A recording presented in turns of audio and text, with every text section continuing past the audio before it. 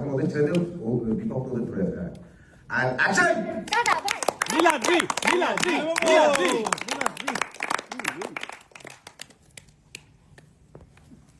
কার dialogue এ করে? Truth না dare? ওইটা থেকে শুরু থেকে আছে। ও আচ্ছা sorry sorry roll camera. Rolling action! Niladri